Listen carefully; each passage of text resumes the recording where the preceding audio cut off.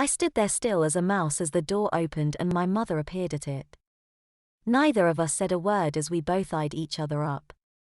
She then reached down and opened the screen door as I took a short step.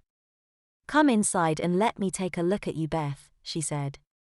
I gingerly stepped inside the house I had been in many times before, yet this time I felt like a total stranger entering a totally unknown environment.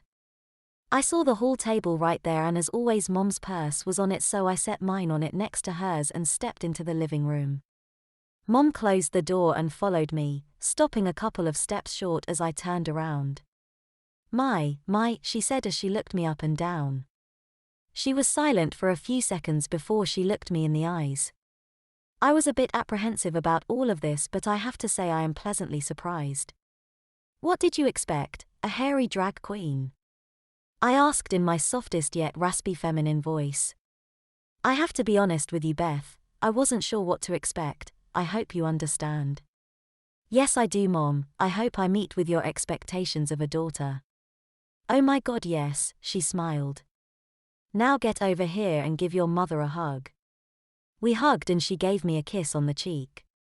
It was not one of those faked hugs, but one of genuine affection, one a grown daughter would expect from her mother.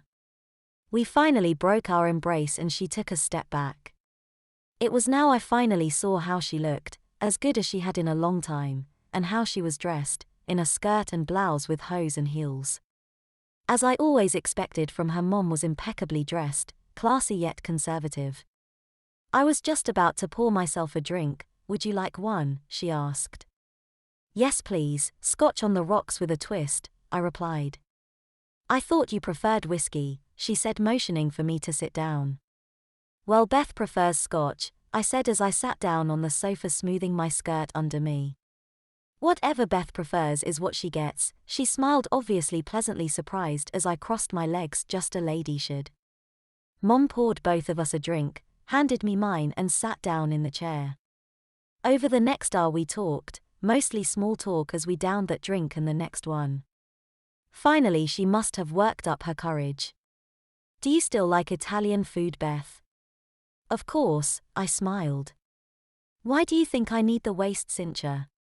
"Well, there is an excellent Italian place not far from here. Shall we?" My treat.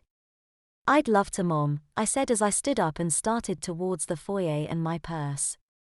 "Just let me freshen up my makeup and we can head out." "That sounds like a good idea for both of us. Give me a minute and I'll give you one too," she smiled as she got up and headed toward her bedroom. We freshened up and headed out the door. Mom insisted on driving as she knew where she was going, so I pulled my car into the garage and climbed into her Lincoln after she backed out.